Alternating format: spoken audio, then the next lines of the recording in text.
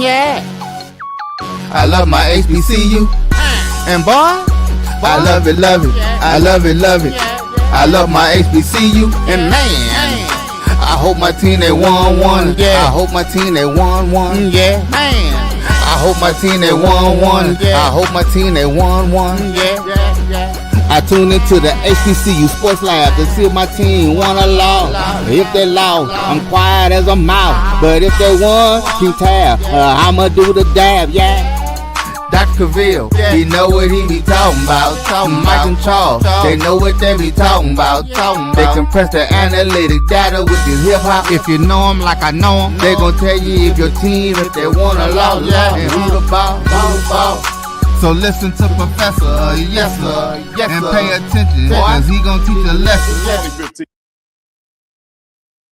Now, since 2015, the champs of the SWAC and the MEAC linking up in Atlanta at the Celebration Bowl during mid-December. The SWAC has won back-to-back contests.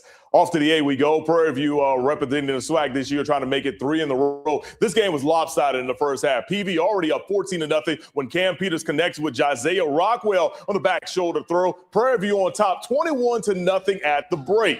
But South Carolina State, they lost their quarterback, but here comes the backup. Ryan Stubblefield finds Jordan Smith wide open. That's a 19-yard score. All of a sudden, the game is tied at 21. Let's go to the fourth quarter now. Game tied at 28. It's Peters with the nice pass to Cam Bonner, and look how fast he runs down the field. 78-yard touchdown. Prairie View up 35-28. 2 minutes to go. But Stubblefield could not be stopped. Watch, he connects with Smith once again right here for the 10-yard score. His third of the game. Game tied at 35. We go to overtime. In the fourth OT, Stubblefield will find Tyler Smith in the flats. He extends the ball across the top of the pylon, not inside of it. The play was reviewed, and it was upheld for a score. So South Carolina State leads 40-38. Last chance for PV. Cam Peters had 447 total yards and 5 touchdowns. He needed 450 to extend the game, but he is stopped 3 yards short. South Carolina State erases that 21-point lead and wins the Celebration Bowl for the MEAC in 4 overtimes,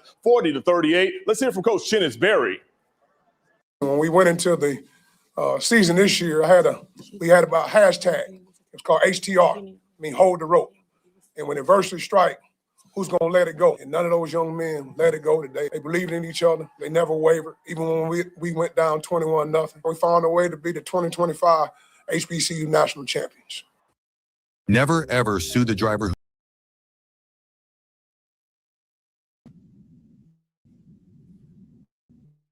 This is Dr. Cavil inside the HBCU Sports Lab with Mike Washington and Charles Bishop. Let me give credit to Mo Carter for his opening broadcast monologue.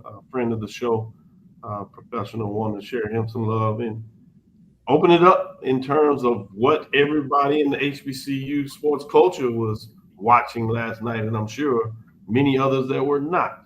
With that being said, let me do this appropriately. Welcome to episode 756 of the Inside HBCU Sports Lab radio show and podcast, the show that's covering the sporting HBCU dashboard.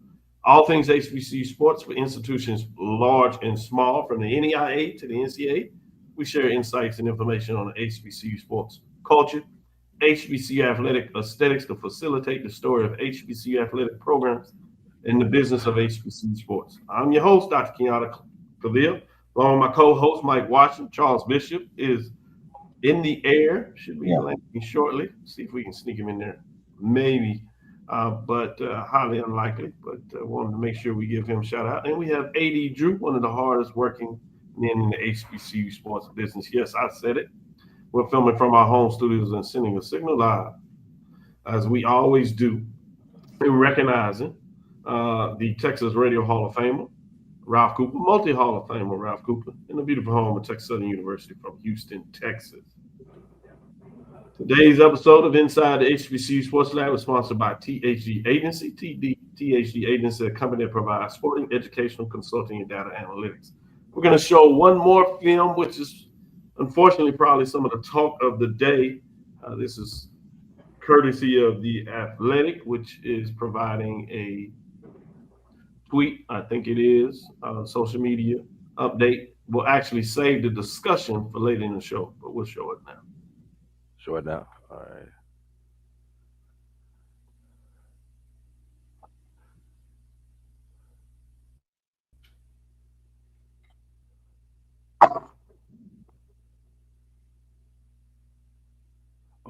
Wait a minute. I'm sorry, Doc.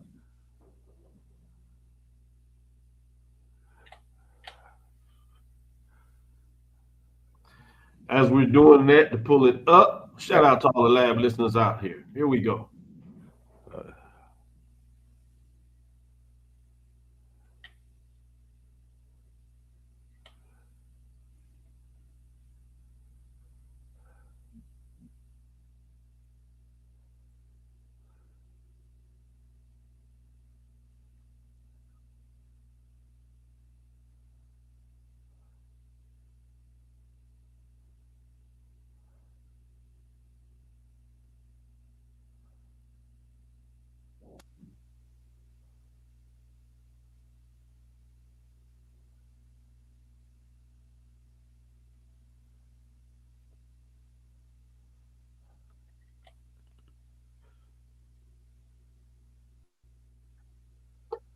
With that being said, Mike, how you doing this morning? I'm doing good, Doc. How you doing? Licking my wounds a little bit, but at the same time, thankful for such a terrific celebration bowl. That game was phenomenal. No matter what side you were cheering for, it took all kinds of ebbs and flows and bounces. And if you're on heart medication or blood pressure medication, whatever kind of medication, you needed it yesterday. So, other than that, I'm doing well and getting ready to head off, but the culminating event to a wonderful season. Yeah, well said in so many different ways. AD Drew, how are you? you talk about all that medication, Mike. So I'll start off with my pharmaceutical requests. Those include Tylenol, or some type of naproxen, and some icy hot for the miles that I put on my legs walking around that stadium all day yesterday, trying to take care of the different media members who were down there. And yes, it was a great game. And I'll say this, one of the things that i- in my role with the Celebration Bowl is a lot of times I'm at the game and do not get to actually watch the game. Right. And I was in the media room when I finally made it back to the media room at halftime, and there are certain things that I needed to get done during the third quarter. When I sat down at my computer to get things done, it was 28-0. I'm just typing. I'm not paying attention because I'm in my own world. I look up, it's 21-28, and I, phone call, something happened, text something, and then I look up again. It's 28-28. I'm like, what? I asked somebody next. I'm like, what the hell just happened? Because I was in my own world, and I'll be honest with you, the only plays that I saw were overtime because I had to be on the field at overtime. That's the only part of the game. So I am looking forward to going back and actually watching this game. And I cannot wait to see it, especially the last hour of that particular game and into overtime. Not one, not two, not three, but four of them. Oh my God. Instant classic. And sometime down the line, will making celebration bowls ever. I, I wonder where this was gonna fall. We can't do it right now because we have recency bias. But I wonder where this celebration bowl is going to fall on that list. I think we can. I think this one Absolutely. is going to go to the top of the list. Obviously, some others certainly are in the argument.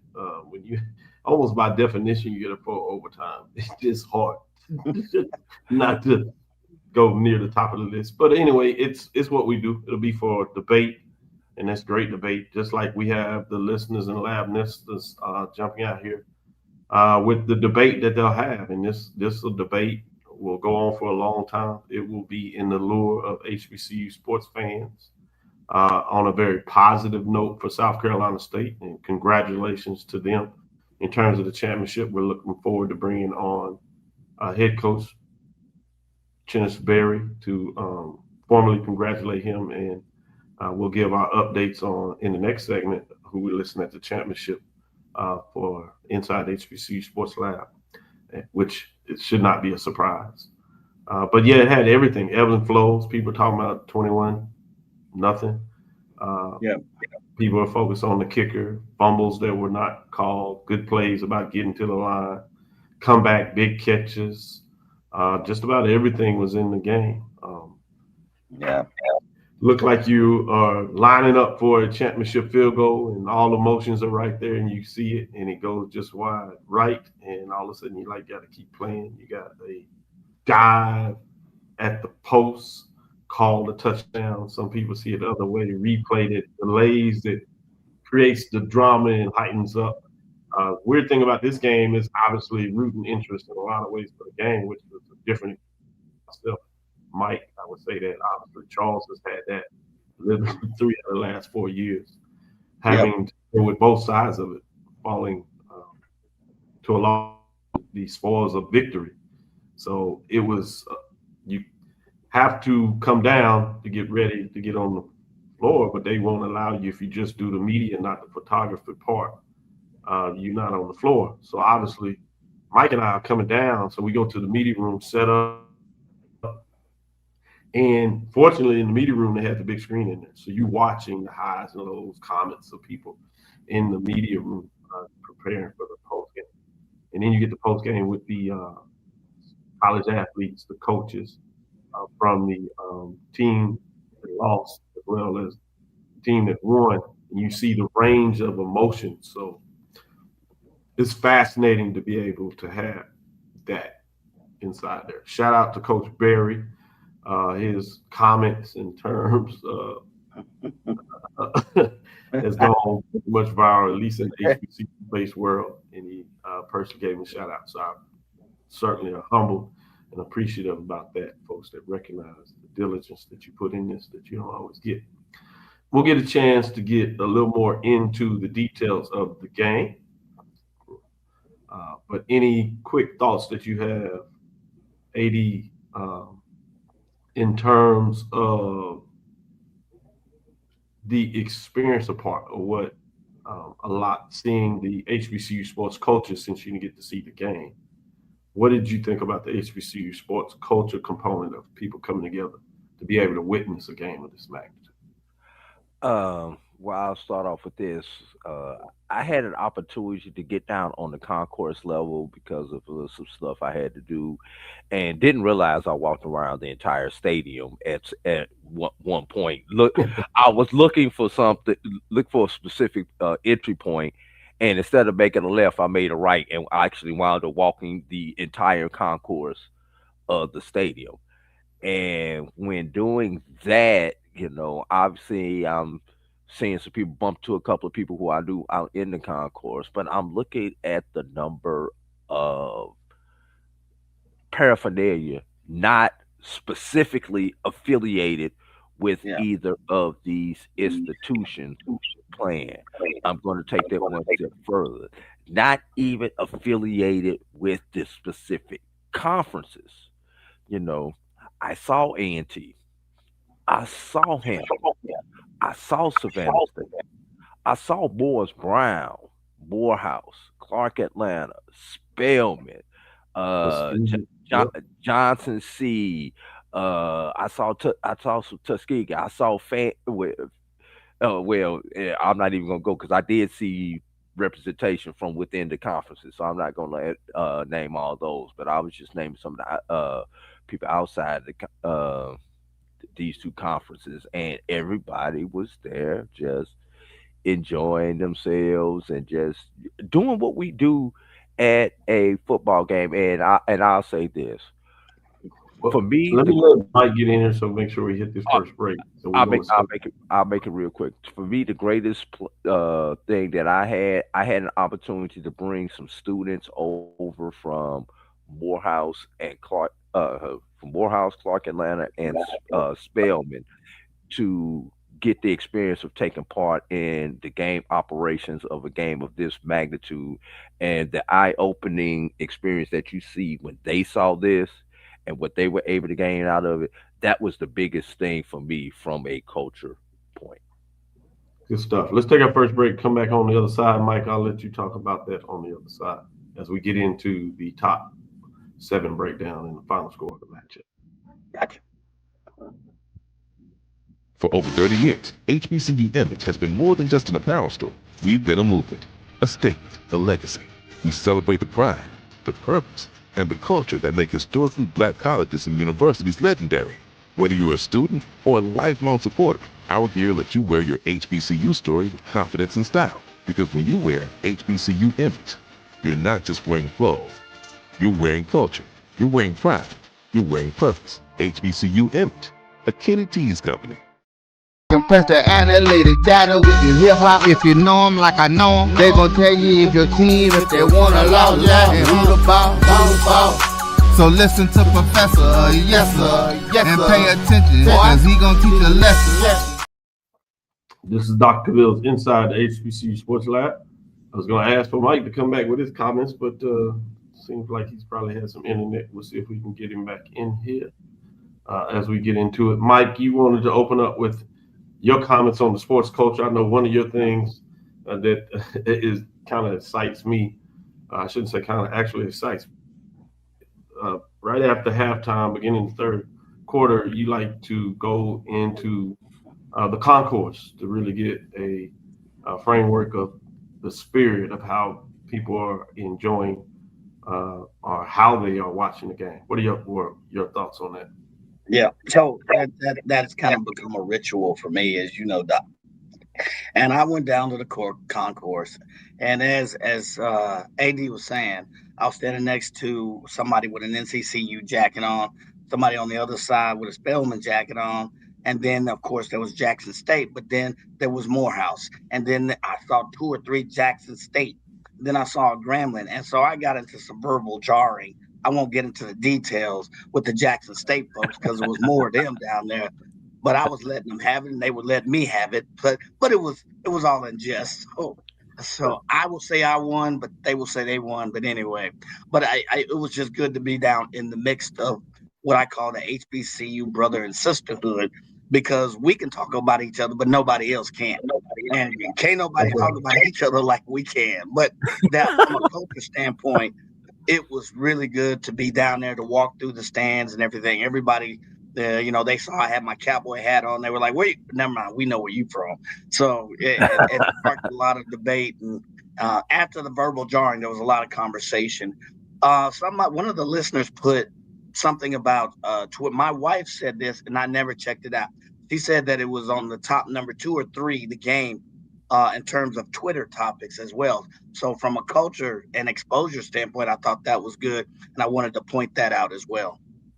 Absolutely. Really good.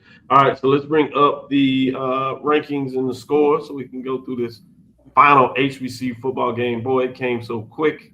Let's see if we maybe can have some superlatives for key players in the game. I think where that will go, obviously. But with that being said, let's get to that first score. And this is Big Ben Award.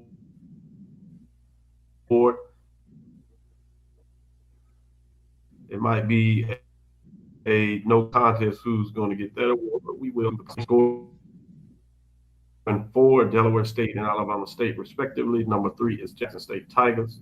As we look at the Week 15 scoreboard, the big game, Cricket Celebration Bowl, is what it was to be. 4 OT final with South Carolina State just edging out Prairie View A&M.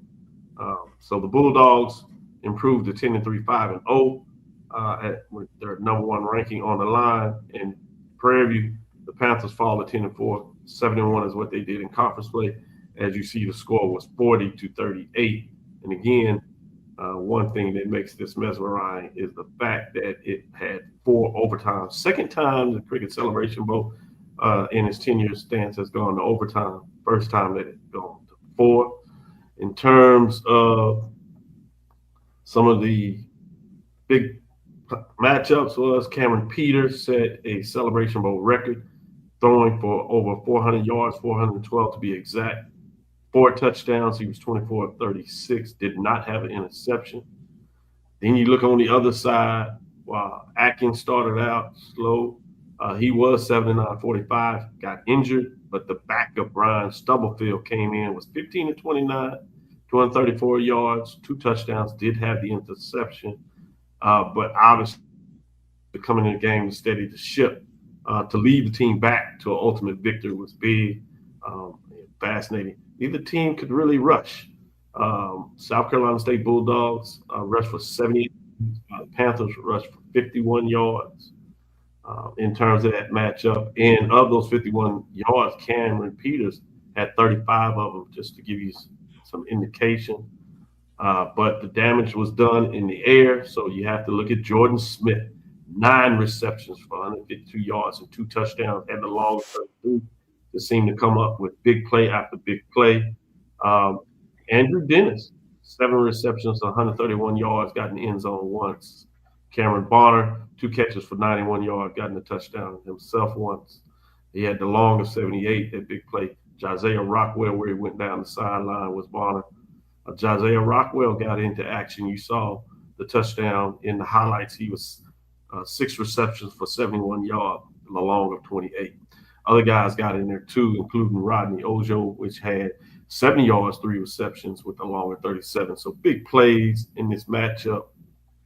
You did have the fumble by Bigman, which was lost, but none by South Carolina State. Defense come to play with big tackles, big plays throughout the game. With that, you did have the tough day by the field goal kicker that was challenging in terms of Prairie View missing 2 field goals, 1 in overtime in terms of crucial kicks. Shout out to the kicking of South Carolina State. They got it done. With that being said, let's move into the poll rankings. We're going to move through this pretty fast because nothing changes really at the bottom with those receiving votes. Not a team dropped out this week, so you will keep your top 7 in terms of what that looks like. Those receiving votes still Texas Southern and Bethune-Cookman. As we move into number 7 was Grambling State Tigers. Finished the season, as you know, at 7-5, 4-4. You have number 6 is North Carolina Central Eagles, 8-4, 3-2. Grambling out of the SWAC, Eagles out of the MEAC. Then you get back into the MEAC with Delaware State Hornets. Magical season for them, 8-4, just falling short in the de facto championship game, the last game of the season for the MEAC play, which was against South Carolina State. And they are there at 5. 4-3. At number 4, you have Alabama State Hornets at 10-2, 7-1. One of 3 teams with 10 wins on the season at the major division level. You have Jackson State Tigers that come in at 9-3, 7-1. And you have the Prairie View and the Panthers that go to 10-4, 7-1 on the total season. And as we get into that top spot, we look at number 1, which should not be a surprise to anybody, which is South Carolina State. The Bulldogs 10-3, 5-0. They get all 12 first place votes. So consensus champions, unanimous champions. The South Carolina State Bulldogs earned Dr. Cavil's 2025 HBCU Major Division Football National Championship. This is their second one in 5 years. So big time, big time. Kudos to the Bulldogs of the MEAC. They snapped the SWAC that had won 2 straight cricket celebration bowls, and they represent the MEAC getting it done.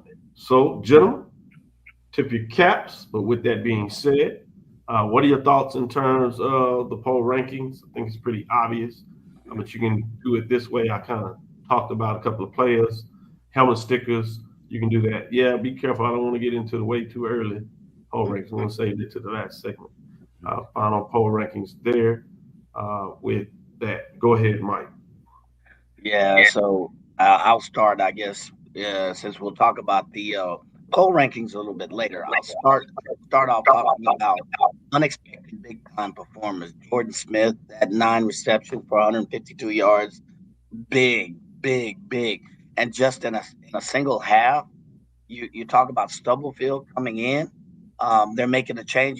You heard the coach that, they've made changes between William Atkins the fourth, and Stubblefield, throughout the season. But for Stubblefield to come in under the situation to lead his team, he had 234 yards, 15 for 29 was big. You have to tip your hat to Cameron Peters. He didn't have any interceptions.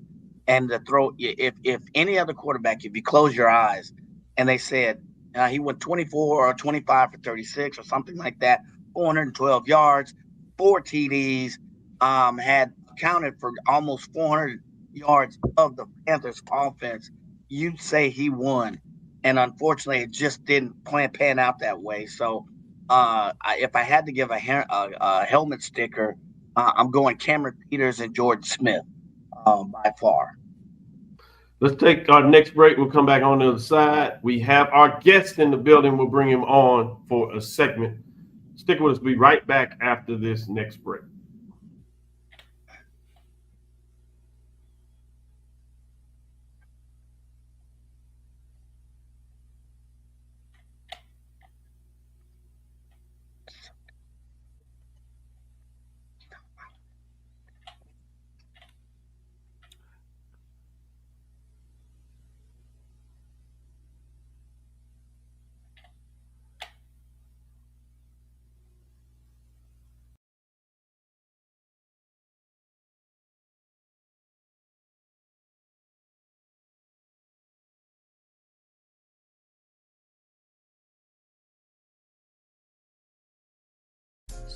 At AutoMasters LLC, our mission is to serve our community by providing quality automobiles at affordable prices.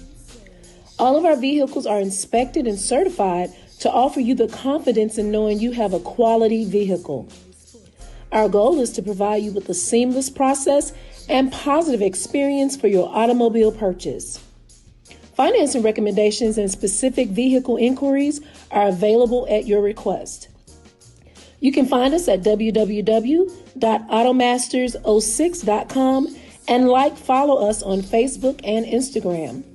Also, please feel free to contact Terrence Miles at 601-927-7794. And tell him Sonia sent you. For over 30 years, HBCU Image has been more than just an apparel store. We've been a movement, a state, a legacy. We celebrate the pride, the purpose, and the culture that make historically black colleges and universities legendary. Whether you're a student or a lifelong supporter, our gear lets you wear your HBCU story with confidence and style. Because when you wear HBCU Image, you're not just wearing clothes. You're wearing culture. You're wearing pride. You're wearing purpose. HBCU Image, a Kenny T's company. Compress the analytic data with your hip-hop. If you know them like I know them, they gon' tell you if your team, if they want to lose, and who the ball. So listen to Professor, yes sir, and pay attention, cause he gon' teach a lesson. This is Dr. Kenyatta Cavil, inside the HBCU Sports Lab. The champ is here. The champ is here. Coach Berry, I appreciate you getting up early this morning to get with us. I know you have a lot of places, a lot of things you could be doing, but we're cherished that you chose to give us a couple of minutes to talk about this championship game, Cricket Celebration Bowl. You say I have my South Carolina State Bulldogs eyes on to make sure I'm representing appropriate for the champion. I had a chance to go to campus going to a conference up there. And one of the things I try to do is I visit different HBCUs through the season. So we get a chance to really get into the spirit and the culture because they're so magnificent when you talk about overall coaches, the conferences, but more importantly, the HBCU sports culture, as I like to call it, across. There's uniqueness about each. And then we have in the background, I have you holding up the Cricket Celebration Bowl championship trophy. I got a chance to snack that picture as they hand it to you and the smile on your face with your wife right there. Enormous, and all the team celebrating you. Well done on the season and getting that final win to culminate what we already knew that you were going to. Welcome to the show, Coach. I'm glad to be here, man. It's great. As I woke up this morning, man, I just started giving God all the glory, man, just because it's a great deal, man. Just be sitting here right now as a national champ. So just congratulations to all my players, my coaches, man, the whole Bulldog Nation, man, on finding a way to secure this victory. So to God be the glory, man. I appreciate that, and amen to that. I did want to ask you before I share. Again, we recognized you also as the HBCU National Championship. I'm sure that'll be across the board on many different measures. But I wanted to ask you specifically about the highs and lows of the game. I've heard you talk about the ministry of young people, and how life oftentimes has the highs and lows. How do you show that from the leadership position, not to get too low, not to get high, but stay that evil current so everybody else follows you, and how that really resonates in this game about being down at halftime and then storming back in the second half to get it done?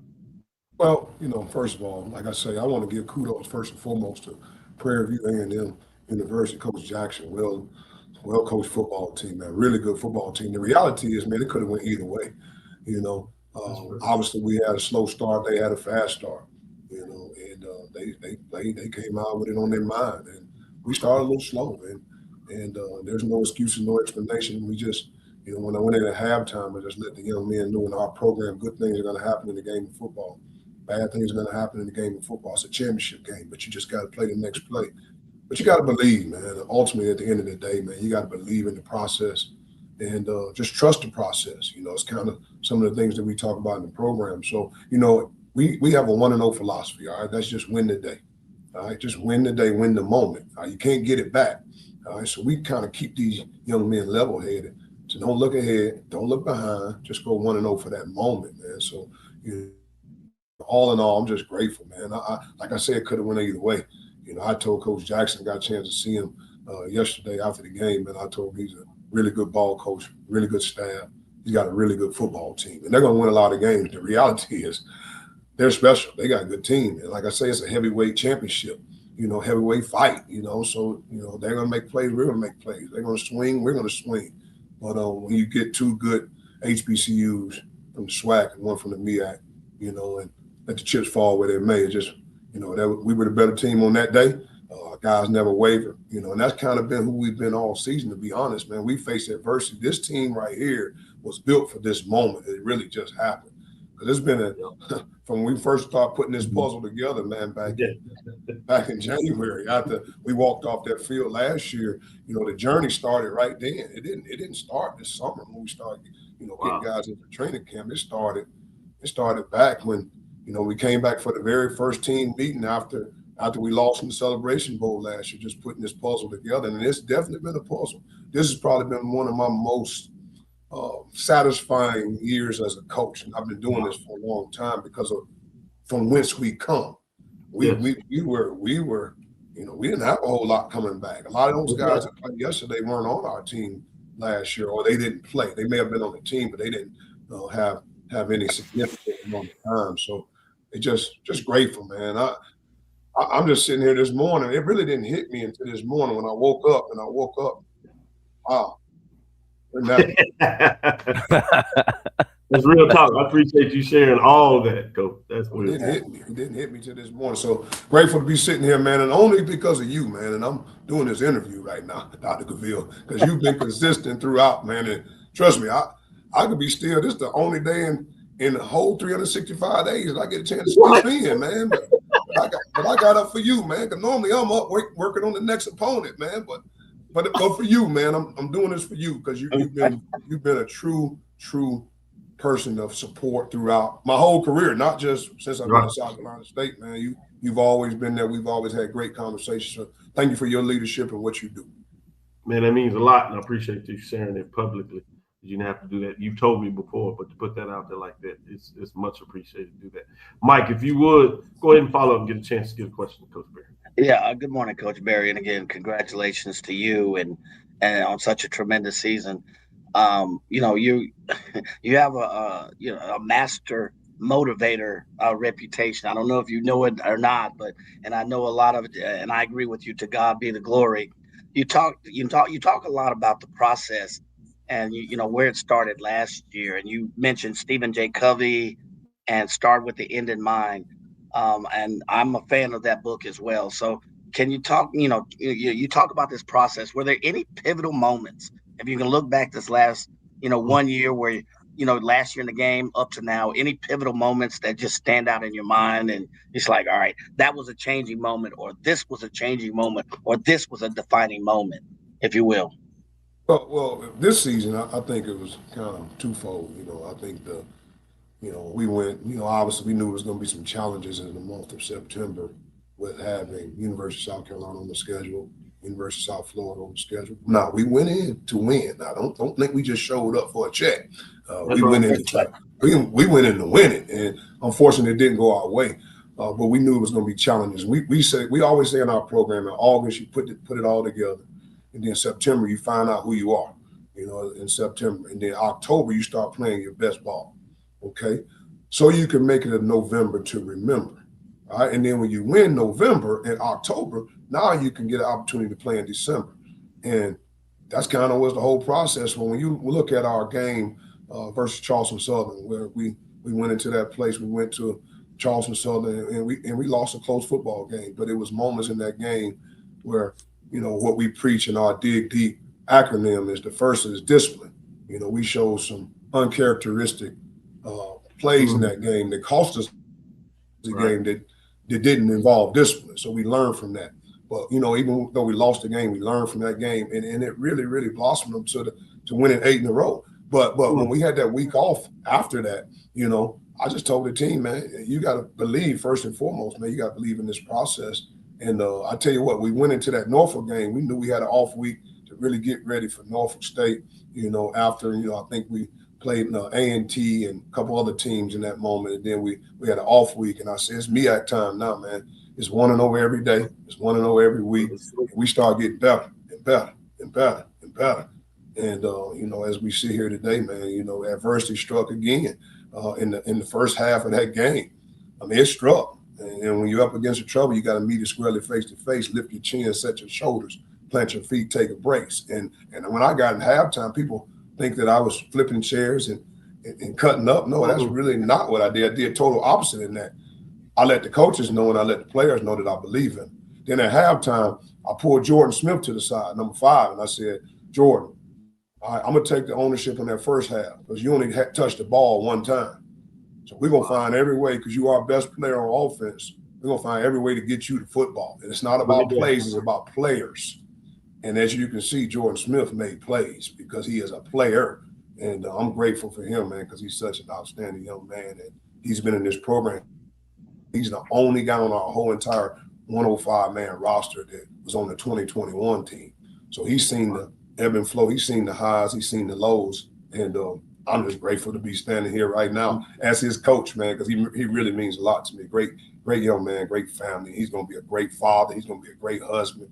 He's going to be a great leader in this community. I know when he goes out into the world, he's going to do well because he's an outstanding human being. Amazing. Appreciate you sharing that. AD, go ahead, get the last question in there so we can let Coach Berry get back to it. Coach, I want to ask you an actual game question. Get to the 2-point shootout portion of the overtime, as I like to call it. And we know on your board you've got certain 2-point plays that you have confidence in that you want to run. A lot of times you probably ran one of them during the game, either for a 2-point conversion or a 4th and 1 or something like that. So when you get to the 2-point shootout portion of the game and you are going down the play chart and trying to figure out, what we're going to call right here based on what we've seen for 4+ quarters, talk us through that process and just talk us through how do you get to that point. And I'm going to ask this a quick follow-up.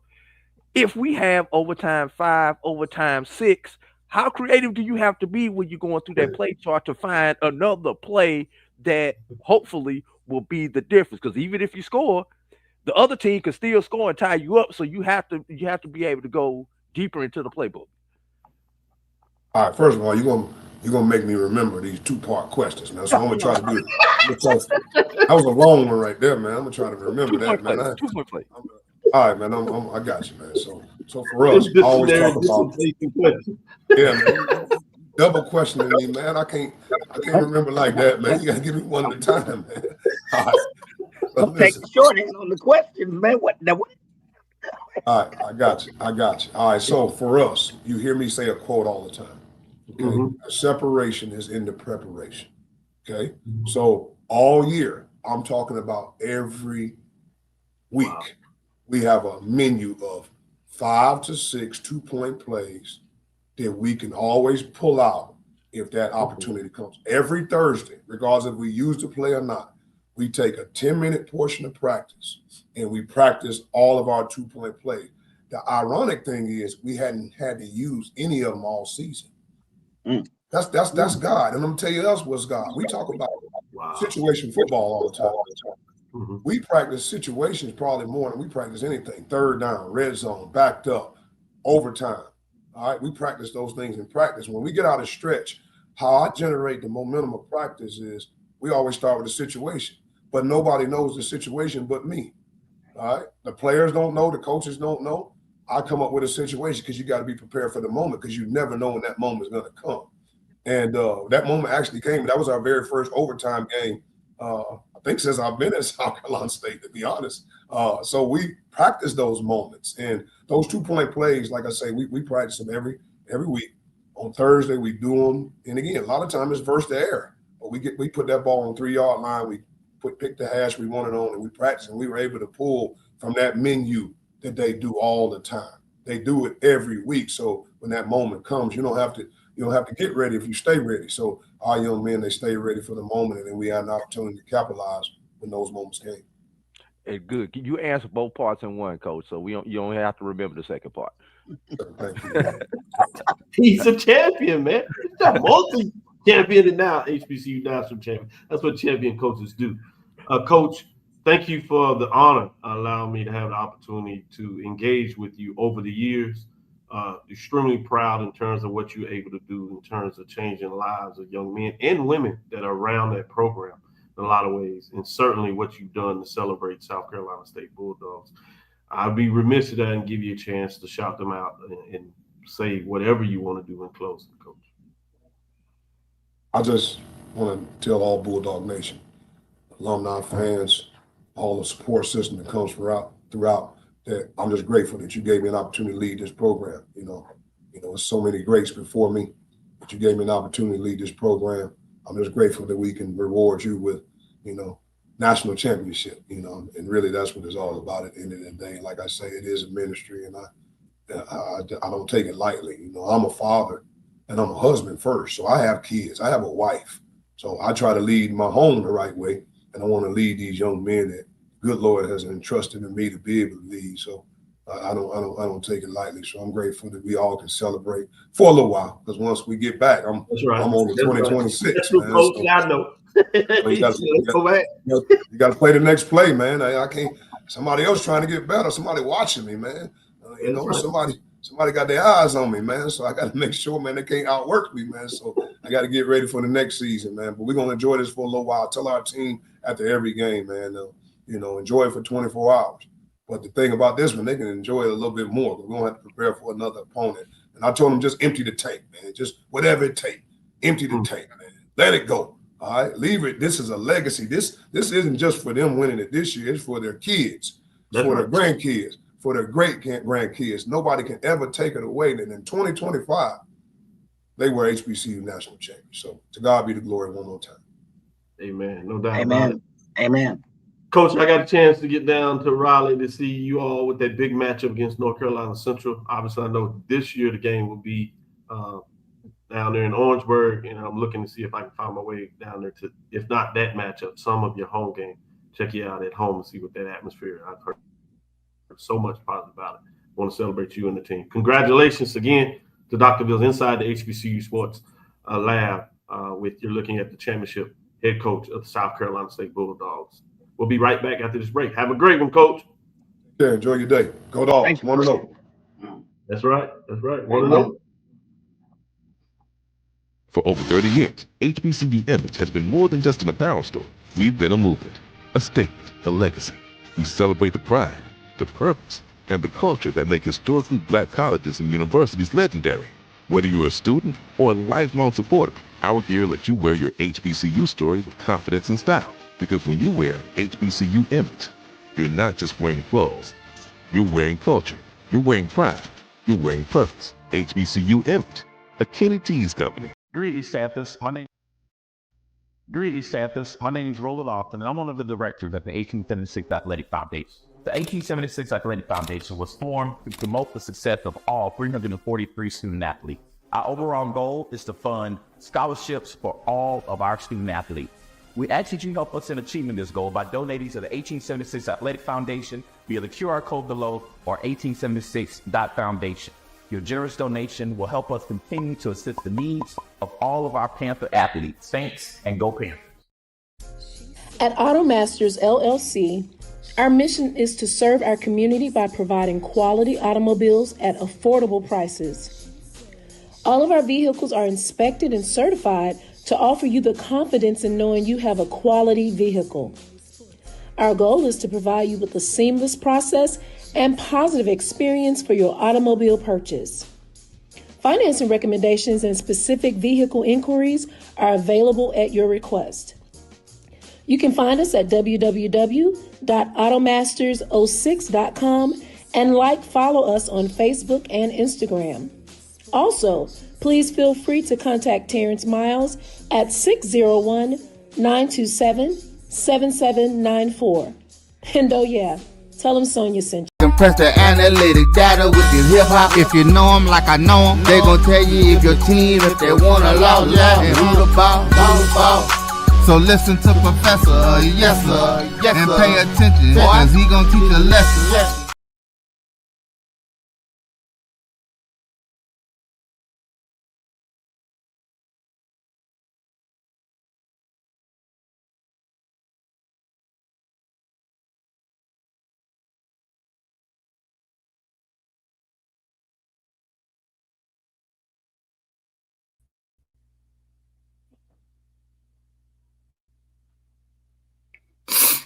Dr. Cavill's inside the HBCU Sports Lab. We have none other than Mike Washington, AD Drew, and Bryan Fulford for this last segment. We will do a way too early top 7. So I want to get y'all thoughts on that. But before we get in there, obviously, this is a play that a lot of folks just can't get out of their grill, which is tough because it was a classic or overtime game. You really would like to focus on all this stuff, but it's out there. You even had the Atlantic that doesn't always give a lot of love to HBCUs, but for whatever reason, this stuck out to them, and they got an article on there that I thought was fascinating in terms of, they call it the worst call of the season. But I'll start with you, Bryan. What did you see in the play? What were your thoughts when you were watching and saw it live, and then after you saw the replay? Well, first off, good morning, guys. Sorry, I wish I could have been in Atlanta with you guys. I was all but ready to celebrate with you, Mike and Doc, and man, I had a drink. That field goal, I was like, bro, when that field goal went right, boy, I took a drink for y'all. I thought of y'all, and I was like, damn. Mike was in there talking about he didn't even want to take the time to do the shot. He just wanted to introduce intravenous.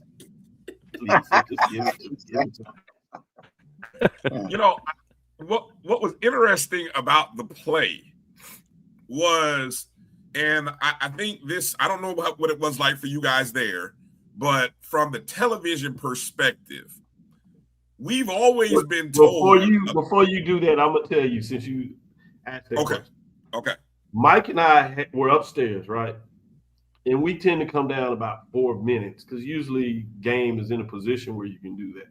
Last time I remember that taking place where it was a little different, why I waited and said I wouldn't do that again, was the Jackson State, North Carolina Central game, which ultimately overtime. So, and had that play that sent into overtime, which probably is the one that a lot of people want to put at the top. So you probably go back between these two with that. And there's some other ones people want to put in there. Controversial call in that Alcorn State A&T game, whether it was a touchdown catch or no catch, that was ruled no catch in the game. Is another one that had this kind of clamoring. But so we come down with a minute something left and get in the elevator, so you just miss everything, right? So we did it right after South Carolina State scored. You're like, all right, there's a chance it's probably going to overtime. If we get down there quick enough, if there is a drive that they set up for a field goal or a big play, kickoff or something, you'll get a chance maybe to see that. So at the end of the game, the rules is, just for those that don't understand covered media, you got to have a media pass that says field, and that's really for photographers from the game. So traditional media that don't do the photographer part of it, they can do pre-game up to right at the start of the game, and then they can do post-game. Well, the game wasn't over, so it wasn't no post-game. So now, since we're down there, you don't want to go back upstairs. You go to the media room, you set up. One thing's good about getting there early is you get a prime seating area, particularly if you want to do your camera shot up, questions like that. You want the prime seat to make sure you can get good visuals on your videos and pictures that you take. So they have the game being played in there. So we're motion going back and forth, who's going to get out in the field, and you have all these ebb and flows. So take it away from there. Well, we've all heard about the pylon, and I think most of us have always heard the phrase the pylon and the line there's an infinite boundary. There's a line that extends a perpetual plane. Perpetual plane, something to that effect. We've heard that before in other sports. Well, what was confusing in watching it, because you do see the replay and you don't see him reach the ball over necessarily. You see him reach it once he gets out of bounds. But the quote unquote rules expert never used the word about the boundary and the line. He referenced, being inbounds and putting the ball over the top of the goal, or he never mentioned this perpetual plane that we all hear. So as I'm, because I'm watching it at home and I'm on social media and stuff and the live people doing the watch parties, I'm sure everybody is thinking, oh, that call is going to be reversed. And apparently when they use the terminology upheld, essentially they're saying that we don't have a clear enough video angle, despite what you just saw. Despite what you just saw. Now, I don't know about you. I wear glasses, and my prescription is bad as hell. But I don't know what more evidence because you can see the ball, you can see the guy, you can see the. I don't know what they're looking at, but anyway, maybe they got a 480p little camera that they're looking at the Celebration Bowl. I don't know, but the part that bothered me was I was curious because I've never seen that angle from that high, because that's from off of a sky cam. That's not even sky cam. That's not the sky cam. That's a camera that's in the rafters somewhere, because the sky cam doesn't get that high. Trust me, Drew. We've done games next to the guys who do the sky cam. That camera is not that high. So I had no idea where that camera came from. I'd never seen that one before. But I kept thinking, damn, where's the sideline? Where's the angle, like right there at the pylon? Where's the pylon cam that they just used the week before in the SEC championship game? I don't know. Maybe they took that. Maybe the SEC took that with them back to Birmingham. I don't know. But that's what was disappointing about not having a better angle. But also, it was really bad by the quote unquote rules expert. I mean, it took Willie Simmons going social media to explain about the infinite line. God bless Willie Simmons for clearing it up for everybody, because I was one of those people saying, "Oh man, PV got robbed. It's a shame that the Celebration Bowl, came down to no good camera angles." But then again, look, I understand people can say, well, if PV would have kicked the field goal, he wouldn't have been in this situation. I get it. But it was very confusing until it wasn't. thanks to Willie Simmons, because we all heard what Willie Simmons said. We've all heard that by every other rules expert in college football and professional football games. I don't know why this rules expert didn't choose to share that. So I do want to, and I added this in Willie Simmons' thing, and I thought his statement was absolutely dead on. But I think what people are missing is if you actually have the rules, and I'll read that. And this was I posted under there, which is I think what a lot of folks were discussing, because this is the point that I think is throwing some people off. While he says it extends infinity, he's absolutely correct. But the part that I think he's missing that a lot of folks are questioning is this part. When a football analyst says that the goal line extends to infinity, it means the imaginary plane of the goal line goes up and out past the sidelines, allowing a touchdown if a player with the ball touches the pylon. Pretty much everybody knows that one, right? Or breaks that extended plane, even if their body is out of bounds, simplifying scoring at the corner of the end zone. Essentially, the pylon marks the corner of the infinite plane, which is what he said, touching it with the ball or the ball crossing it. So what many people are arguing is it's obvious it didn't touch. The folks that are arguing saying the ball never crossed it. So it doesn't matter where it extends at some point by the definition here. It has to cross it. And I think that's what people are arguing. To your point, that's what the naked eye people were seeing, that it never crossed it. But I think it goes back to your original point. It's not so much whether they understood the infinity. What, based on how we interpret the rules, is they didn't feel they had enough evidence to overturn what they call on the field. So it's not about the rules. Somehow. What people are mad at because they said just what you said. Yes. It looks like from everybody that sees it in these different, and that's why you got this Atlantic, and we played it over the top. It clearly shows that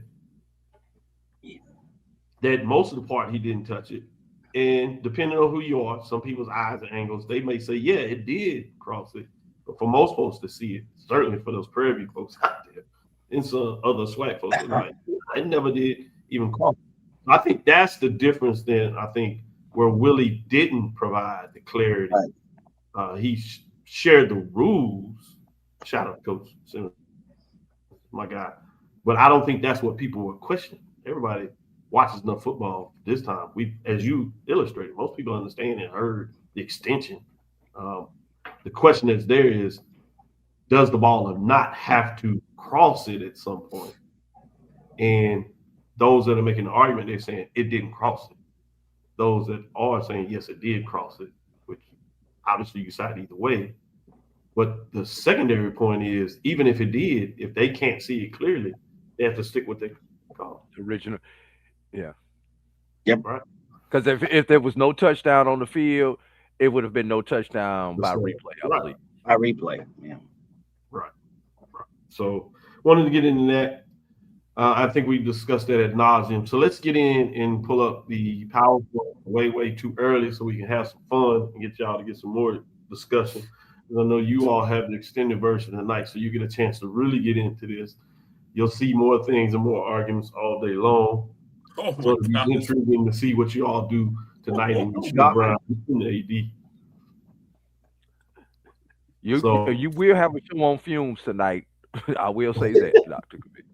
So this Major Division way too early. 2026 preseason rankings. Hey man, you got to do it. This is how you sell the brand, right? And so let's pull it up. See what y'all think. At number 7, Delaware State Hornets, 8-4, 4-1. Bethune-Cookman Wildcats, 6-6, 5-3. I had in number 6. Number 5, North Carolina Central, 8-4, 3-2 is what they did this year. Jackson State just comes in number 4. I Love will be quite upset. 9-3, 7-1. Number 3, Prairie View A&M Panthers at 10-4, 7-1. Both of those have 3 votes respectively for that. Some people believe they'll be first. At number 2, you have Alabama State Hornets, also with 3, 10-2, 71. All intentions look like quarterback will be coming back. There may be a lot of that. And then South Carolina State Bulldogs, it's hard to argue with Coach Chennis Berry that we had on the show that he can't do a three-peat in terms of making it to the Cricket Celebration Bowl and then seeing if he can do it back-to-back, which hadn't been done in some time. I'm going to go to you, AD. What are your thoughts in terms of this way too early top 7 2026 preseason rankings? Doc, I'm waiting until next week's show when you reveal the way too early bottom 7 teams. And the reason why I am waiting on that is because in today's transfer portal era, Yep. I'm going to say 3 of the teams that you reveal in that poll will be on this poll by the end of next season. And to throw out a school or two that you think may at least have a coach in place that can push to get players from the transfer portal, or that somebody might be bringing in a coach you think that could get that done. Let's let the coaching hiring and movement phase settle down, because we may see some of these coaches. Play with us. We'll allow you to. No, I'm not gonna play the game. Right, that's what I said. We'll allow you to. Yeah. So let me go to Mike to see what he answered. What are you thinking in terms of top 7? Man, I need to do this with a little bit more libation in my cup than what you asking me. I mean, come on, man. I need to see coaching movements. I need to see portal movements. But you know what? Because I love you, Doc, I'll be your Huckleberry. I'll go ahead and play. So you got 2 teams that are from the West that are not on here. Prairie View's the only team from the West, the SWAC West, not on here. Right. You got. I was wondering if you say that. Yep. Yeah. So Grambling beat Bethune. Alcorn finished the season strong. They beat Grambling. So why not? Texas Southern is going to come in. You don't know who the quarterback's going to be, but they're coaching, and you think the West is back for good. Yeah, absolutely. So I would add 2 or 3 teams from the West, absolutely, on here. And then Delaware State, you got to think that they're going to come. They're going to come back strong. So that's the biggest thing that stands out is we came into the season saying ain't gonna be nobody. You don't know who coming out the West. Well, it turns out the 2 or 3 teams from the West were pretty strong. I think they'll perpetually get stronger. There's that term, perpetually get stronger going into 2026. That's my only point. That's the only one I'm gonna throw to this way too early. Now you ask me next week when I have a glass of Chablis or Cabernet Sauvignon from 22, I got more for you. That's perfect. That's perfect. Our guest coming in here, Bryan, we'll let you close it on your thoughts here. We'll go. Oh, wow, Doc. So I like the top 4. And what I like about the top 4, you got stability in head coaches. We don't believe any of these coaches are going anywhere. We also believe that all of them have a returning quarterback coming back. To some degree. I don't know about South Carolina State's quarterback situation entirely. Maybe you guys can tell me about Stubblefield, but I know he's been there for a minute. And I thought I heard them say Atkins was in his last year, but that was his last year. Yeah. So, but Stubblefield is a senior out of Houston. Okay.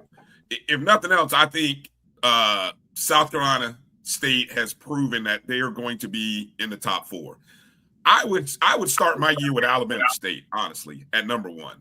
I mean, short of the injury to Andrew Body,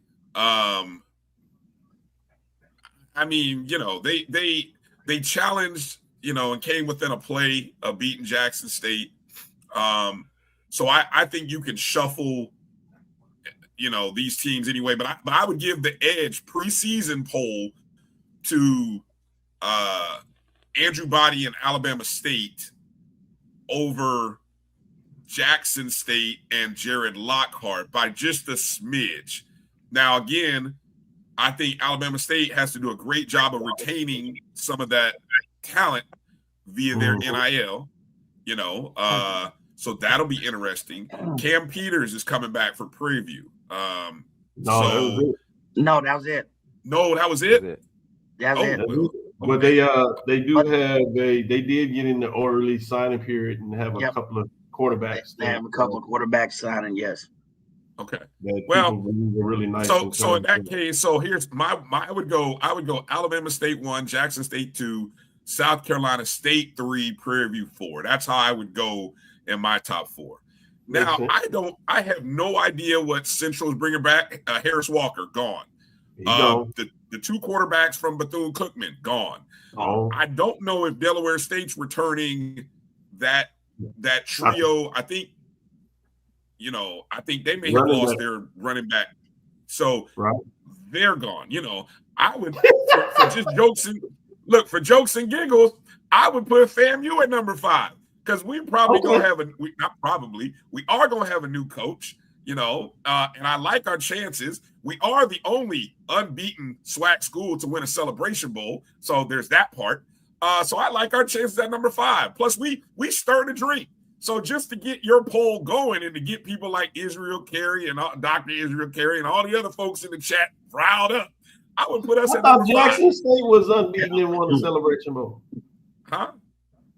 Who? I thought Jackson State was also unbeaten and won the Celebration. No.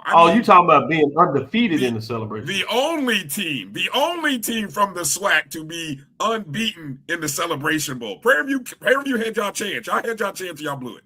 But I was talking about Jackson State. I'm trying to figure out.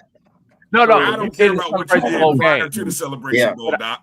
I'm talking about when you leave out of Atlanta. When you walk in Atlanta and you leave out of Atlanta, like Coach just said, who was 1-0? FAMU 1-0, baby. That's what I'm talking about. North Carolina A&T 1-0. That's all I'm talking about. I was just trying to get clear what you were saying. You were saying the only SWAC institution that is undefeated in the celebration. In playing a Celebration Bowl game. Yes. I will agree. I will agree with you that State and Grambling had won the Celebration Bowl, so I wasn't clear. They also lost. They also lost one. They also lost one. Right. Yes. I will agree with you, Brian, that the first 4 are stable next year. I wasn't talking about those when I said the West. I was talking about 5, 6, and 7. From my perspective, you could rearrange the first 4 in any kind of order, just based on head coaching. So you don't trust Coach in North Carolina Central? I don't know what he's got coming back in his quarterback room. I don't know. I mean, I don't know what's coming back. He would be South Carolina State. I think, I might he'd be in the top 7, but I wouldn't. I think Grambling will be a player potentially. I think Mike. All jokes aside, Mike was talking about the West. I think Prairie View will be Grambling State will be worth paying attention to going into next year. So hey. It's way too early, folks. It's way too early. Way too early. Don't jump on. Don't beat me up. Don't beat Doc up. Don't beat me up. It's way too early. We don't have no data. Fun here. This is the end of football season in terms of teams. Just having fun, taking screenshots and stuff. Relax. We wanted to stretch it out a little bit and give you something to talk about in the off season. Yes, Drew. I'm trying that little marketing ploy. That marketing ploy. Now you want to play, Drew? I want to play the game. I just want to say this. Florida A&M, the only SWAC team who did not have to lose a Celebration Bowl game before they won a Celebration Bowl game. But maybe that's because of our BAC roots. I'm going off camera because I don't want y'all to say nothing about that. I think Grambling won the first one. Grambling won the first one. Yes. They came back and lost the second one. Yes. Grambling won the first. Let's not forget. Drew was trying to be cute. Drew was I trying. know. Drew was That's trying to what be he cute. did. You know the historian. It's hard, you know, especially if you come off the code. You should have just left it where I left Man, it, Drew. let's get out of here. I tried to give us a walk-off. I tried to give FAMU a walk-off, You Drew. had a walk-off, and you just blew the game. I was trying to take a shot at that other institution who don't know how to shut up in the chats. You had a walk-off, and you just blew it.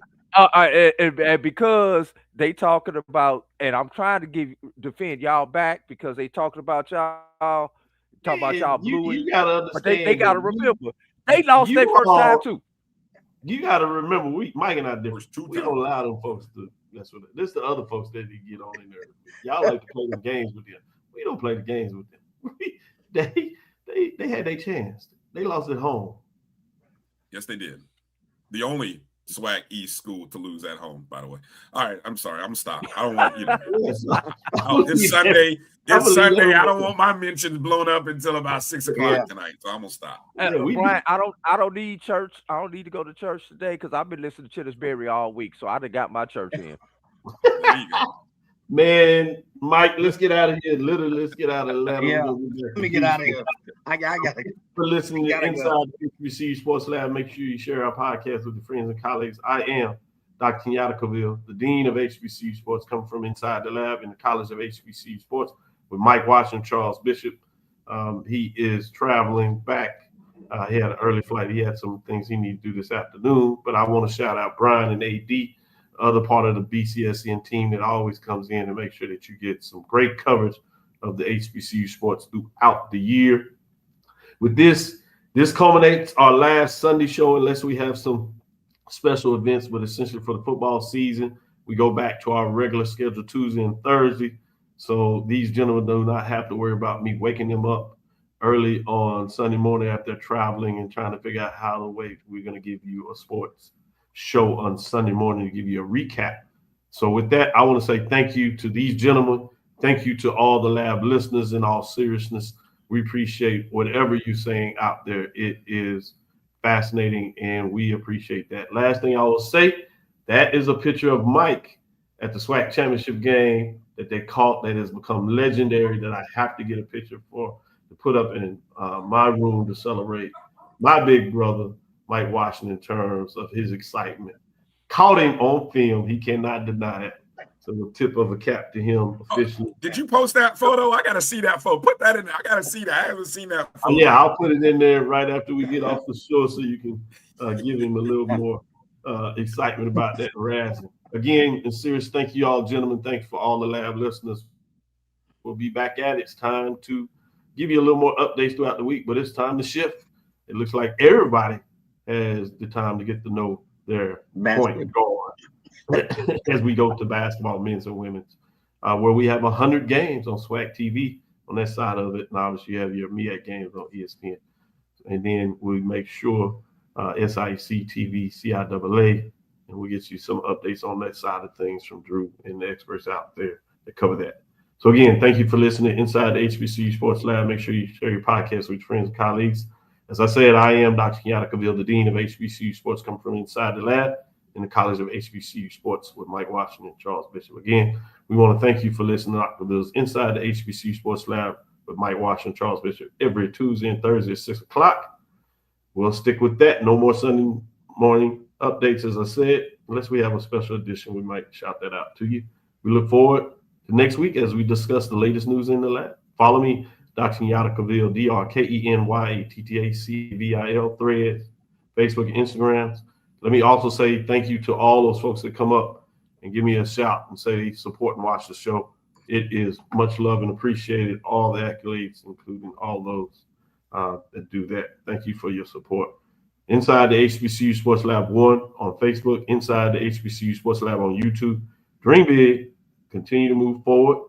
A shout out to Coach Berry. Congratulations to the South Carolina State Bulldogs on the HBCU Major Division Championship and winning the Cricket Celebration Bowl for 2025. We will talk with you, Mike. Of course. Brian.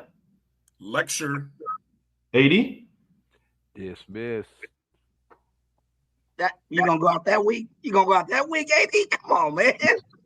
Man, these Cavs these calves affecting my voice, man, from all that walking, man. Dismiss, y'all. That's thank you.